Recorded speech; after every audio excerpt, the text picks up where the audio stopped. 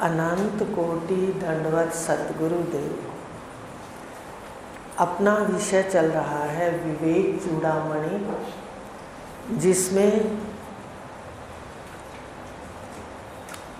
था कि इस ज्ञान को प्राप्त करने के लिए सारी कृपाएं चाहिए। गुरु की कृपा, शास्त्रों की कृपा, ईश्वर की कृपा और खुद की कृपा। उसको इन्होंने बता दिया कि अपनी ज्ञान लेने की इच्छा और लक्ष्य हमारा ज्ञान का होना चाहिए जीवन में। आयु की तीनों अवस्थाएं, बचपन, जवानी और बुढ़ेपा, आंख झपकने की देरी तक इतनी देर अनुभव होगा और ये चली जाएगी। इसलिए लक्ष्य वो बना लो। बड़ा तेजी से चल रहा है समय, इसको कैसे पकड़ना है? व्यवहार 3 गुणों में, व्यवहार झूठ में और स्थित मन की स्थिति सच में।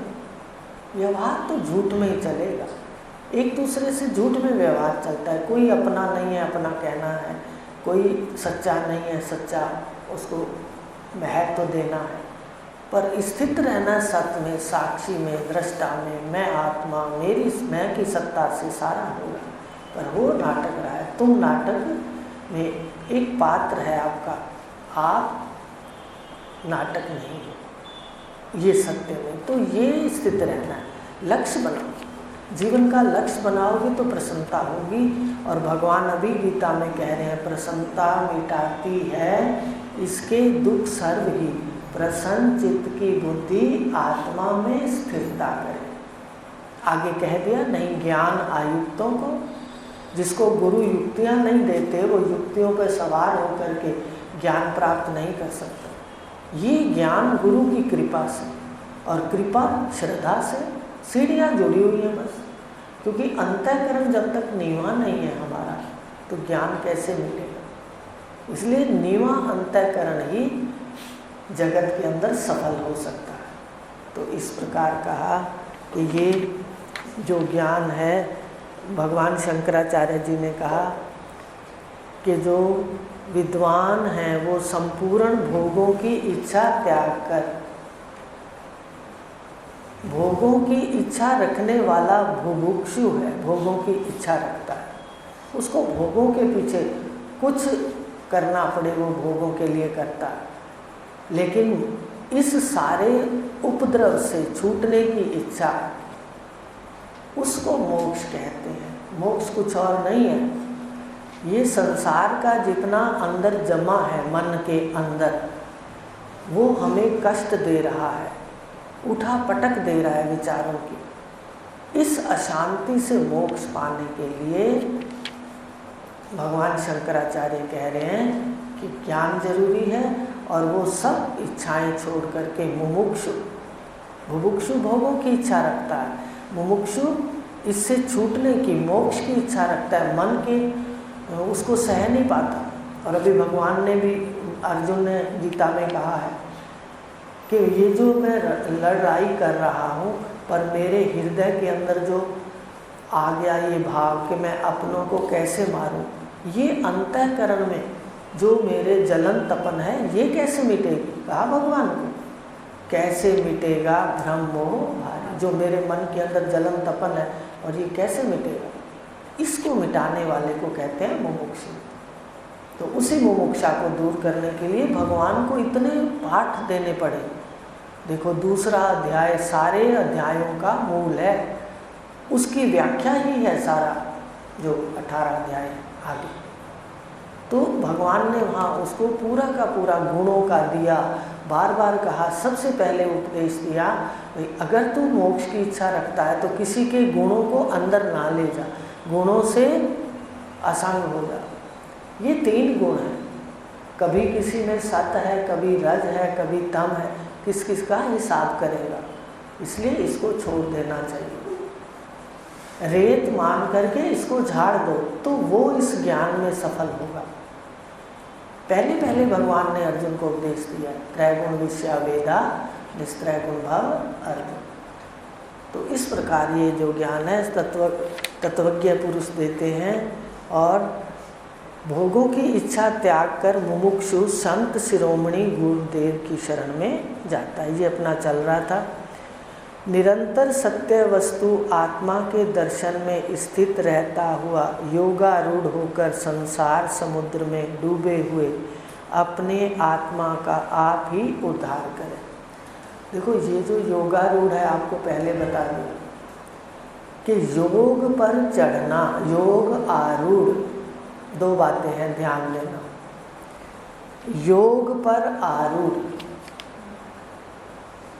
जो योग है नित्य योग, भगवान ने गीता में कहा है, मेरा 4थे अध्याय में, अब मैं वो योग सुनाता हूँ अर्जुन, जो स्थायी योग है, कभी मिटता नहीं है, सदा रहता है, स्थायी योग, मेरा ये स्थायी योग सुन। तो ये योग जो है, इस पर आरूढ़ होना, इस पर सवार हो करके घर जाना, योग पर आरूढ़, इस योग पर सवार होना, नित्य योग को जानते हुए वृत्ति पे सवार होकर अपने घर पहुंचना। भले वृत्ति बाहर छोड़ दे, वो आगे का विषय। तो योग पर आरूढ़ होना, और एक दूसरा योग है जो हमारे ऊपर आरूढ़ हो जाता है। आरूढ़ माने चढ़ जाना। एक तो योग पर बैठ कर के कार्य करना है, परमात्मा के जाना है। एक दूसरा मार्ग है, ये भगवान का मार्ग है, नित्य योग, जो आपको खुलासा कर दे। लेकिन एक योग है, कभी लगता है कभी नहीं लगता, उसको कहा योग दर्शन। उसमें योग आप, मैं को, ये जो सारी इंद्रियां हैं, इस पर सवार हो जाता है, वो योग इसके ऊपर आरूढ़ हो जाता है। और ये भगवान का दूसरा मार्ग है, इसमें योग पर यह खुद आरूढ़ हो जाता है। दोनों में भेद है। आ रही है बात समझ? वो अपने सारा कुछ लय करके भूल जाता है या योग पर आरूढ़ हो जाता है। ठीक है, योग पर आरूढ़ होना और योग उस पर आरूढ़ होना, चढ़ जाना, या योग पर वो बैठे, ये दो मार्ग हैं। आपको बता दें, एक सांख्य दर्शन कहा दूसरे में, और एक भगवान ने आगे कहा जो गुणातीत और सर्वम तू है। आत्मा हूँ और सारी जो आत्मा है वो सारे विश्व का आधार है। सारी सृष्टि परमात्मा के अंदर लीन हो जाती है, और रोज आपकी आत्मा के आश्रित लीन हो जाती है। आपके भी तो सारी सृष्टि लीन हो जाती है। तो ये कहा कि ये संत शिरोमणि गुरु के पास जाते हैं और निरंतर योग पर आरूढ़ होकर अपने में स्थित रहते हैं। देखो, स्थित होना तो बहुत देर लग जाती है। अभी बताया ना, व्यवहार तो यहाँ करें और स्थित साक्षी में, वो एक छोटा सा कदम आपको बताते हैं। आप सदा साक्षी हो, आपकी सत्ता से कार्य होता है, चाहे वो दफ्तर का है, चाहे घर का है, चाहे बर्तन है, चाहे काम है, काज है, आना है, जाना है, देखना है, खाना है, आत्मा की सत्ता से, आपकी मैं की सत्ता से, मैं में स्थित हो जाऊँ। मैं ही तो जानता हूँ। सामने व्यवहार तो हर क्षण बदलता है, जो हर क्षण बदलता है वो झूठा होता है। आप बताइए, आप मेरे सामने कोई बात करें और हर क्षण दूसरी बात करें, तो मुझे विश्वास कभी नहीं होगा कि आप सच्ची बात कर रहे हैं। ये जगत कैसे सच्चा कह देते हैं हम, ये हर क्षण बदलता है। तो कहा ये जो हर क्षण बदलता है, इसको केवल साक्षी होकर के देखो, साक्षी में बैठो। साक्षी तो मैं हूँ, सत्ता तो मैं की है, मैं ही इसका देखने वाला, मैं ही इसका जानने वाला हूँ। अब कहा आत्मा अभ्यास। आत्मा अभ्यास क्या कहते हैं? आत्मा अभ्यास में 3 बातें आती हैं, श्रवण, मनन और निधिध्यासन। श्रवण करो, फिर विचार करो कि क्या ये सही है, क्या पंचभूतों का है, क्या मैं दृष्टा हूँ, क्या ये मरने वाला है जो मेरे पास है। शरीर भी मरने वाला है, शरीर भी विकारी है, सामने तो हो ही रहा है, सामने तो हर क्षण मर ही रहा है, शरीर भी मर रहा है। तो देखना है, मनन करना है, क्या ये सच है।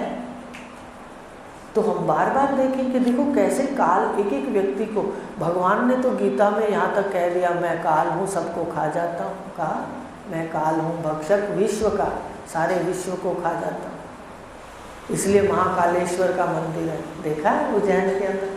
कालों का भी काल कौन है? वहाँ शिवलिंग है। शिव कहते हैं परमात्मा का निराकार स्वरूप, जो वास्तव में चिन्ह है उसका, साकार नहीं शिव का। तो कैसे देखो भगवान कह रहे हैं गीता में कि काल हो, तो सारा विश्व काल में चला जाता है, प्रलय में। और रोज काल कौन है?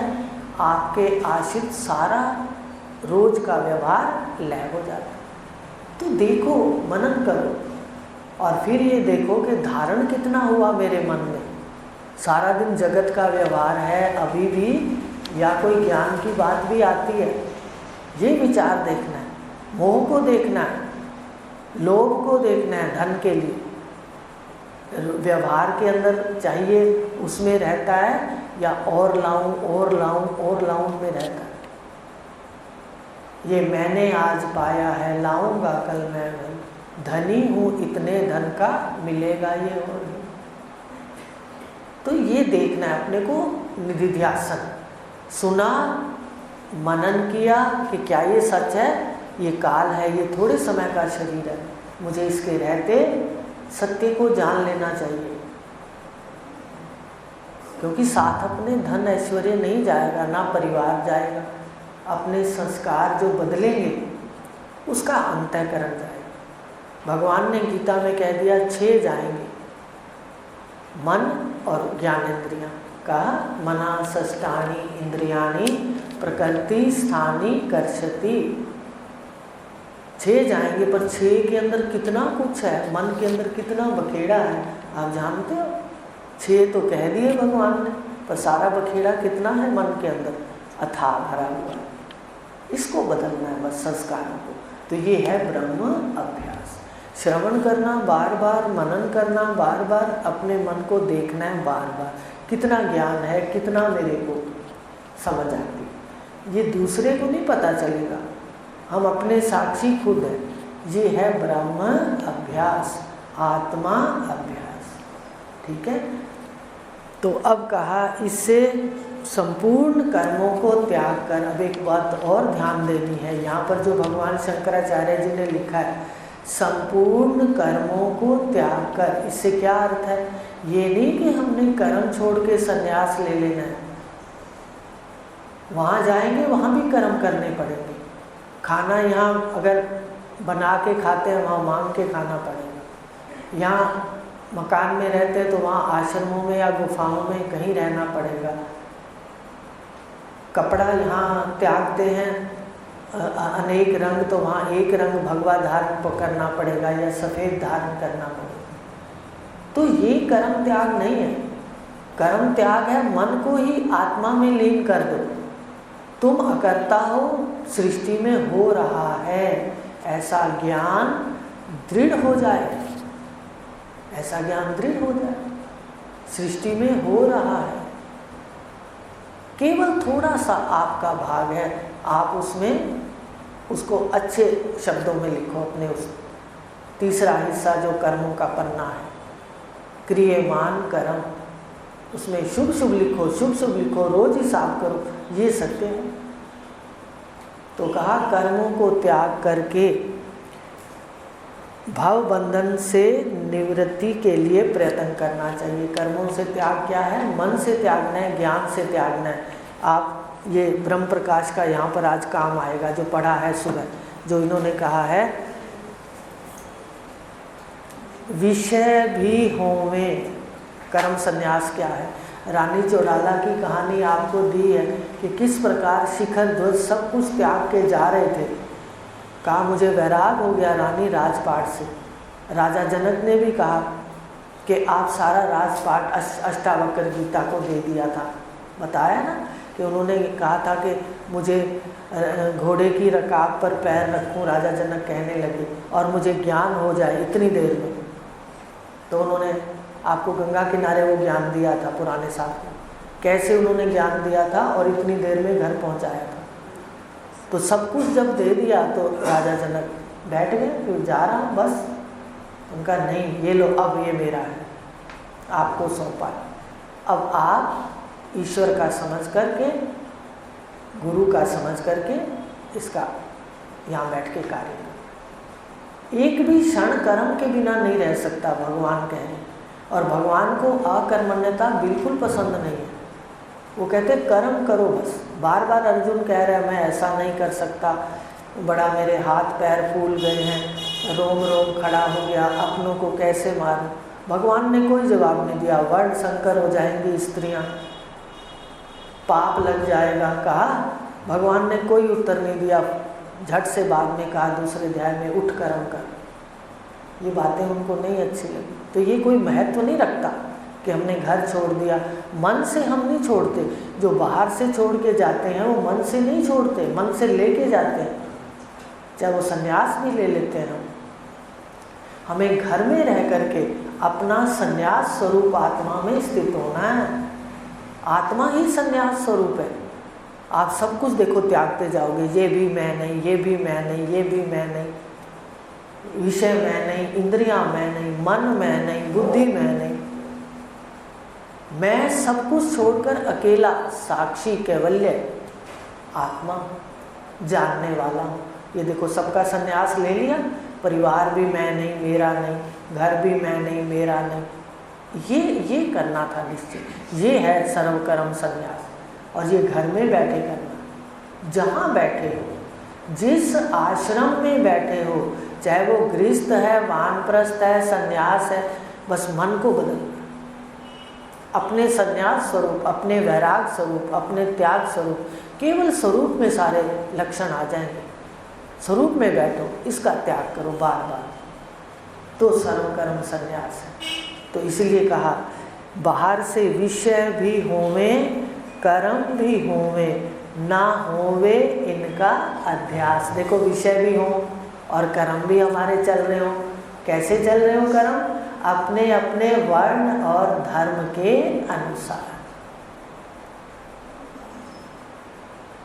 विषय भी हमारे सामने है, कर्म भी हम कर रहे हैं। ब्रह्मज्ञानी भी कर्म करता दिखता है, भगवान ने कहा, पर वो करता नहीं है। लेकिन कर्म भी हो, विषय भी हो, हम कर भी रहे हैं, पर इसका अध्यास। अध्यास क्या होता है? मैं करता हूँ। कर्तापन को त्यागना है। सृष्टि में कोई कर्ता नहीं है। कर्म अपने आप, जो भी सृष्टि का चक्र चल रहा है उसमें कर्म जन्य सृष्टि से अपने आप हो रहे हैं। अकर्ता हो, अकर्ता का निश्चय करो, कर्म हो रहे हैं। और क्रियमान में वर्ण धर्म के कर्म अपने ज्ञान सहित, भक्ति सहित और आसक्ति रहित हो, ऐसे करो। हर जगह हमारी आसक्ति होती है, हर जगह। गहराई से देखेंगे तो पता चलेगा ना। खुद तो देखेंगे तो ब्रह्म ज्ञान नहीं है। एक परीक्षा हो जाए तो कहाँ खड़े हैं? जहाँ से चले थे, अज्ञान से। तो कैसे बार बार श्रवण करना है। श्रवण से अपने आप कटता जाएगा, ज्ञान बैठता जाएगा, ज्ञान कटता जाएगा। कुछ नहीं करना, बस सब करना छोड़ करके श्रवण कर्म करना, श्रेष्ठ कर्म। तो कहा इनका अध्यास माने कर्तापन नहीं हो। आज से गांठ बांधो। कोई कर्म करते हो को सब हो रहा है। अगर कोई लेने आया है, देने आया है, किसी से हमारा लेन देन है, को कर्मों का लेन देन चल रहा है। कहीं अच्छा और कहीं बुरा, कहीं विपरीत और कहीं अनुकूल, ये तो चलेगा। इसलिए मनुष्य शरीर मिला। तो कर्म भी हो नहीं त्यागने, विषय भी हो, क्योंकि कर्मों के लिए विषय है सामने, पर कर्तापन को त्यागना है। याद रखना, इस बात को ध्यान दे दो। ये कर्म संन्यास है, ये कर्म त्याग है। भगवान कह रहे कर्म तो हर जगह करने पड़ेंगे, लेकिन अंदर से कर्तापन ज्ञान से हटेगा। विषय भी होवे, कर्म भी होवे, ना होवे इनका अध्यास। अध्यास माने कर्तापन, आरोप, मैं करता हूँ, ये छूट जाए। सहज में उठो, कर्म हो, सहज में उठो। आप विश्व में कार्य कर रहे हो, देह के धर्म के अनुसार, अपने वर्ण के धर्म के अनुसार, आश्रम के अनुसार, शांत भाव से दृष्टा हो। मैं करता हूँ, ये त्यागना है। इस बात को आज ध्यान दे दो। कर्तापन को त्यागना है। लेश मात्र आसक्ति ना रहे। अभी आपको कहा ना, आसक्ति से रहित कर्म हो। लेश मात्र भी आसक्ति ना रहे, ये है कर्म संन्यास। जो भगवान शंकराचार्य जी कह रहे हैं कि कर्मों को त्याग कर भव बंधन के निवृत्ति के लिए प्रयत्न करना चाहिए। भव बंधन में तो बहुत कष्ट है, क्योंकि हर किसी के साथ हम जुड़े हुए हैं और उसका कोई भी अच्छा बुरा सीधा हमारे हृदय में आता है। हम सारा दिन सुखी दुखी होते रहते हैं, हम परमात्मा पर छोड़ते ही नहीं, कर्मों के कर्ता बनते रहते हैं और दुख लेते हैं। मैंने ये किया, मैंने वो किया, मैं ऐसा नहीं कर सका तो ऐसा हो गया, मैंने ये किया तो उसका अच्छा हुआ, मैं ना करूं तो उसका पता चल जाए। ऐसी बातें अज्ञान में बहुत है। तो ये कर्तापन छोड़ना, कर्म नहीं छोड़ना। तो यही भगवान शंकराचार्य कह रहे हैं। और लक्ष्य क्या रखना है? अपने भाव बंधन से निवृत्ति का। कर्म चित्त शुद्धि के लिए ही है। अब देखो यहाँ भी आपको कह दिया कि जो कर्म है, जो बताया ना धर्म और कर्म दोनों। धर्म जानते हो क्या क्या है? हम दान करते हैं, कुआं खुदवाते हैं, आज तो कुआं नहीं, आज प्याऊ लगाते हैं, धर्मशालाएं बनाते हैं, ठीक है। ये जितने धर्म के कार्य हैं बढ़ बढ़ के कर्म करते हैं इसमें। पर इस सब कर्म के अंदर दोनों फल हैं, पुण्य भी और छुपा हुआ पाप भी। कई बार आता है 100 व्यक्ति को देते हैं, जितने खड़े हैं उन सबको दो। अगर आपने एक छोड़ दिया उसमें से कोई, तो भी वो पलट के जो उसकी एक की जो मन की पुकार है वो किसकी ओर जाएगी? आपके पास जाएगी। तो ये नल लगवाना, जितना भी है कार्य करना, इसको कैसे करना चाहिए आपका प्रश्न होना चाहिए। अभी भगवान शंकराचार्य जी ने बता दिया कि कर्म का संन्यास हो, माने अध्यास ना हो। आपने कुआं लगाया, ठीक है, यहाँ पर इनका भाग्य है, मेरे पास पैसा है, इधर वृत्ति आ गई, इनके भाग्य से मेरे को वृत्ति आई, फर्क है बात में। वहाँ आपने प्याऊ लगा दिया, किसी को दिया, वहाँ दान नहीं। मैं कौन होता हूँ दान देने वाला? दान के अंदर दो बातें होती हैं। दान अपनी वस्तु का होता है और हमें ज्ञान मिलता है कि तेरा कुछ भी नहीं यहाँ। बताइए, तो जानकार अगर दान करता है तो सावधान हो जाए। पहले तो परमात्मा से वो चीज़ ईश्वर की चुराता है। ये सारी सृष्टि ईश्वर की है, ये तो जानते हो। फिर पहले तो उससे चुराता है, फिर दान करता है। बताओ, दो काम करता है तो सही नहीं होता ना। देखो, इसलिए कर्तापन और दानीपना छोड़ना है। आ गई वही बात, कर्म वही रहेंगे। आप कुएँ, बावलियाँ, धार्मिक धर्मशालाएँ, मंदिर, गुरुद्वारे, जो मस्जिद जो भी बना रहे हैं धर्म के लिए, आश्रम, लेकिन कर्तापन छोड़ना है। किसी ने कहा आपने इतना बना लिया, भाई ऐसे पूछने लगे, प्रशंसा भी करने लगे, तो कहा यहाँ किसी ने नहीं, ये तो हर कोई रहने के लिए जो आता है, यहाँ कहीं से कुछ नहीं लिया गया। जो रहने आते हैं उन्होंने अपने रहने के लिए खुद व्यवस्था की है। सच बताओ, है बात, बाल्टियाँ डब्बे किसके लिए आई हैं? जो नहाने आते हैं उन्होंने पैसे दिए, वही बाल्टियाँ डब्बे लाए, वही नहाए। बताओ, यहाँ मैं का क्या काम है? बताइए, विचार करिए। अगर कर्तापन को सदा ही काटना है, घर में भी किसी ने अच्छा कह दिया, हम फटाफट उसके जाल में फंस जाते हैं। उसके जाल में बड़ी जल्दी फंस जाते हैं जो प्रशंसा करते हैं। सावधान होना है। जो निंदा करते हैं उनके जाल में नहीं फंसते, उनसे तो कहते हैं मैं असंग हूँ, मुझे गुरुदेव ने कहा है मैं असंग हूँ। प्रशंसा करने वाले को तब नहीं याद आता कि मैं असंग हूँ। तो इस कर्तापन को छोड़ना है। काम शुभ नहीं छोड़ने, अभी बता दिया, सब कुछ करने, लेकिन धर्म कर्म जितने भी हैं इनको कर्तापन से, अकर्ता भाव से करना है कि हो रहा है। इधर क्यों उठा? क्योंकि इधर प्रारब्ध था इनका, इसलिए उठा, इसलिए कार्य हो गया। ईश्वर अपने काम स्वयं करता है, ध्यान से देखो। इसलिए कर्तापन को हटाना ही सबसे बड़ा कर्म का संन्यास है। तो चित्त शुद्धि के लिए ये धर्म है, जो धर्म करते हैं ना, अभी गिना दिया आपको धर्म में भी बता दिया कि करने हैं, पर कर्तापन छोड़ना। तो कहा कर्म और धर्म दोनों, निष्काम कर्म जो सकाम कर्म है, फिर सुन लो कर्म भी दो प्रकार के हैं, एक है सकाम और एक है निष्काम।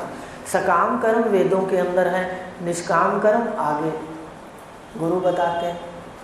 अगर सकाम कर्म करते हैं तो फिर हम मैं और मेरे तक बैठे हैं बस। सकाम कर्म मान लो कि ये पुत्र की कोई धन के लिए, घर के लिए, परिवार के लिए, शरीर के लिए कोई सकाम कर्म करते हैं तो वहाँ तक सीमित रहेगा, वो तो बस उस तक रहेगा। अगर वो हमारे को मिल गया, जो मांगा था वो मिल गया, सारे कर्म हमने क्या किए, खर्च दिए। आ रही है मेरी बात समझ? सकाम कर्म का मतलब आपने किसी कामना को लिया, कामना पूरी हुई, आपके कर्म खर्चे गए, धर्म भी खर्चा गया। लेकिन निष्काम कर्म की बात है यहाँ पर। निष्काम कर्म करता है जो, और जो कर्ता भाव से, अकर्ता भाव से धर्म करता है तो वो चित्त को शुद्ध करते हैं। सकाम कर्म तो चित्त को भी शुद्ध नहीं करते, वो तो मलिन करते हैं। ऐसी ऐसी विद्याएं हैं जहाँ मनुष्य का नुकसान करके व्यक्ति अपना हल करता है। सावधान होना चाहिए साधक को। मेरी क्रिया से किसी का नुकसान तो नहीं हो रहा, वो तो डबल फिर हमारी कर्मों में आ जाएगा। और कल्प कोटि बीत जाने पर भी किए हुए कर्मों का फल नहीं मिटेगा, मिलेगा। ये सावधान हो। हम वो कर्म करें जो दूसरे, हम अपने सुख के लिए करें, पर दूसरे को दुख देकर अगर हमें सुख मिल रहा है तो उसके लिए सावधान हो गए। और भगवान तो यहाँ तक कह गए कि मैं तो जो सब कर्म करते हैं मैं वही उनको देता हूँ जो मैंने आदि में उनके लिए रचा है। हो गई बात कि सब कुछ हो रहा है, आप शुभ कर्म करो, आपकी तीसरा जो किताब का पन्ना है क्रियमान कर्म का तीसरा हिस्सा, उसमें लिखे जाएंगे और वो इसी जन्म में भी आपको मिल सकते हैं। शुभ कर्म, शुभ ही शुभ करो, सारा दिन शुभ करो, सारा दिन आत्मा सत्ता को याद रखो, सारा दिन शुभ मंगल शुभ मंगल शुभ मंगल। अस्थि को याद करो, स्व अस्थि। शुभ और लाभ किसके पुत्र हैं? स्वस्ति के। जानते हो, आपको लक्ष्य अर्थ में बताते हैं, सारा दिन स्व अस्थि, अपनी अस्थि को स्मरण रखो। आत्मा हो, सत्ता हो, उस घर में शुभ और लाभ होता रहेगा। लाभ को उल्टेंगे तो भला हो जाता। तो इस प्रकार हम जो है जिस स्थान पर बैठे हैं वो अब वो पहले वाली सीढ़ी वाली नहीं है जगह, अब ये आखिरी बात है। तो इस प्रकार भगवान कह रहे हैं निष्काम कर्म से भी, ये कर्म कैसे करने हैं? सकाम नहीं करने। सकाम कर्म से फल मिलता है, निष्काम कर्म से अंतःकरण शुद्ध। भगवान शंकराचार्य जी कह रहे हैं कि कर्म चित्त की शुद्धि के लिए है। आपको धर्म भी बता दिया कि अभी ब्रह्म प्रकाश में पढ़ा ना, धर्म कर्म का मूल है। धर्म कर्म का सिर्फ प्रयोजन करना चित्त को शुद्ध पढ़ा। ये सिर्फ धर्म और कर्म अपने को क्या करते हैं? चित्त को शुद्ध, आत्मज्ञान नहीं देते, ना घर पहुंचाते हैं, जीव को भटकाते हैं, स्वर्ग तक भी ले जाते हैं। स्वर्ग में भी देख लो, सबके मन तप रहे हैं। देवताओं के मन देखते हो, स्वर्ग में दिखाते हैं, वो उससे कर रहा है कुछ, वो उससे कह रहा है। तो मन की शांति, मन की पुण्य वृत्तियाँ स्वर्ग में भी नहीं है, मनुष्य शरीर में है केवल। आप इसी शरीर में अपनी सारे अंदर के मन के भावों को बदल सकते हो, बिल्कुल खत्म कर सकते हो। वासनाओं का पुंज मन रहेगा ही नहीं, आप में लीन हो जाएगा। तो निष्काम कर्म और धर्म ये मन को शुद्ध करते हैं, ये भगवान शंकराचार्य जी कह रहे हैं। और वस्तु उपलब्धि के लिए नहीं, देखो उन्होंने भी कह दिया कि ये वस्तु नहीं देंगे, धर्म और कर्म क्या देंगे? धर्म कर्म देखो, दूसरे धर्म कर्म तो शरीर देंगे और सकाम, निष्काम कर्म क्या देंगे? धर्म। सकाम धर्म और कर्म हमें पुनः पुनः शरीर देते रहेंगे, अच्छा बुरा। निष्काम कर्म और धर्म, आज से आप ये बात गांठ बांध लो, कोई अच्छे कर्म करते हो अकर्ता भाव से तो मन शुद्ध होगा, और फिर कहते ज्ञान नहीं होगा धर्म और कर्म से। भगवान शंकराचार्य कह रहे हैं ये वस्तु की उपलब्धि, वस्तु क्या है? आत्मा। दो चीज़ें हैं, एक अवस्तु एक वस्तु।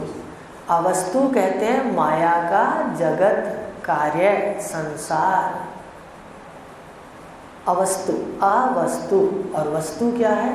आत्मा, सत्य, चित, आनंद। इसकी प्राप्ति भगवान शंकराचार्य जी कह रहे हैं कि इससे नहीं होगी कर्म और उपासना से या जो भी धर्म करते हैं। वस्तु सिद्धि तो विचार से ही होगी। आ गया ब्रह्म प्रकाश का पाठ, आ गया कि भक्ति का पंथ है ईश कृपा, वेदांत का पंथ विचार। आप विचार के रास्ते से चलते जाओगे तो कहाँ पहुँच जाओगे? अपने घर। विचार के रास्ते से सिर्फ थोड़ा सा ज्ञान चाहिए, सारे हमारे को ज्ञान लेने की आवश्यकता नहीं है। ज्ञान का सागर है, थोड़ा सा अपनी तृप्ति के लिए वहाँ से भर लो और पी लो। तो कहा अब ध्यान दो, इस बात का मन में बिठाओ, धर्म और कर्म सकाम करेंगे तो अच्छे बुरे शरीर मिलेंगे, धर्म और कर्म निष्काम करेंगे तो मन शुद्ध होगा, और मन शुद्ध में ज्ञान होता है, याद रखना। मलिन मन में नहीं होता ज्ञान। मलिन मन में तो ज्ञान दोगे वो अपना गोबर, जैसे गोबर है लोटे में, हमने खीर डाल दी तो वो अपना गोबर भी मिला देगा उल्टा, ये होता है। साधक को सावधान रहना चाहिए। तो कहा कि ये जो तत्व ज्ञान है ये वस्तु है, और इस वस्तु सिद्धि के लिए विचार चाहिए। विचार की गाड़ी पे चलो, विचार के रास्ते चलते जाओ, सिर्फ विचार देखो कितना आसान रास्ता है। अरे ये समझ मेरे भाई बहनों, कितना आसान रास्ता है, केवल विचार, और वो भी कोई और दे रहा है तो कर रहे हैं, अपने आप हमें विचार भी नहीं आता। देखो कितनी कृपा है ईश्वर की, हमारा आपस में संग हुआ। तो कहा कि विचार से ये अवस्तु की सिद्धि होती है, और विचार करोड़ों कर्मों से कुछ भी नहीं हो सकता। देखो सकाम कर्म तो धक्के अंधकार में होते हैं तो ठोकरे खाता रहता है जी, कभी किसी लोक में, कभी किसी योनि में, कभी किसी में। इसलिए एक बात आपसे कहते हैं, भगवान की इतनी बात तो सुनी लो कि जहाँ मनुष्य शरीर पक्का है, छठे अध्याय में कहा श्रीमान धीमान के घर जाएगा। कब जाएगा? जब सारी उम्र ये आत्मा हो करता रहेगा और आखिरी समय भूल जाएगा तो सीधा सारे सद्गुण इसके अंदर होंगे और इतने श्रेष्ठ पुरुषों के घर ये जाएगा। ये तो होना चाहिए मेरे भाई बहनों, आज मनन करके देखना। मुक्ति के लिए प्रयास करो, लक्ष्य रखो कि मुझे कहीं नहीं आना जाना, आने जाने में तो सदा ही दुख है, पर कहना तो मान लो ये दूसरी स्थिति है। पहली स्थिति में अल्प आचरण से भवबंध से छुड़ाएंगे, दूसरी स्थिति में मनुष्य शरीर और श्रीमान धीमान के घर जाए, और फिर ब्रह्म ज्ञानियों का संग, और तीसरी में तो आपको पता ही है मोक्ष है, मर्जी स्वतंत्र है जीव, सारे विषय विचरण करता है स्वतंत्रता से, वो जाता ही नहीं कहीं। तो इस प्रकार कहा भगवान शंकराचार्य जी ने कि कर्म से, निष्काम कर्म से चित्त शुद्ध होगा, पर वस्तु की उपलब्धि विचार से होगी। और विचार आपको बताएं कौन देंगे, फिर वहीं बात सतगुरु पे आके रुक जाएगी। वेदांत का जो रास्ता है सतगुरु, और सतगुरु कौन है? आप वंदना को पढ़ना, चैतन्यम शाश्वतम व्योमातीतम, निराकार को कहा, निर्गुण निराकार को। निर्गुण निराकार ही तो साकार में आके ज्ञान देगा। बताइए,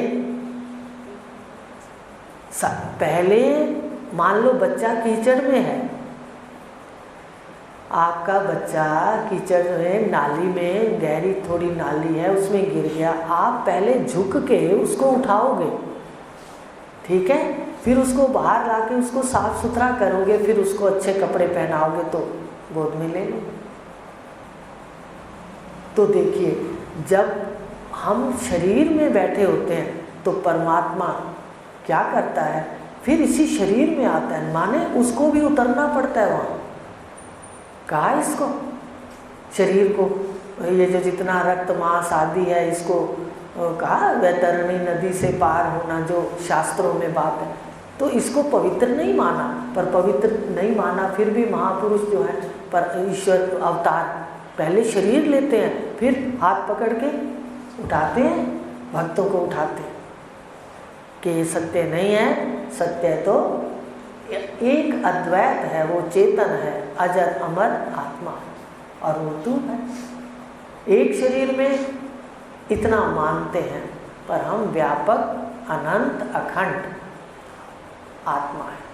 तो इस प्रकार कहा कि जो वस्तु है वो, अब गुरु का ध्यान भी रखना, गुरु शरीर तो उनका भी एक द्वार है, दरवाज़ा कहते हैं ना, जैसे बाहर से आते हैं हम मत्था टेकते हैं दरवाजे को, ऐसे गुरु का शरीर भी एक, उसमें जो बैठा है शिव बैठा है तो उसको शिवालय कहते हैं, देवालय कहते हैं, गुरुद्वारा कहते हैं।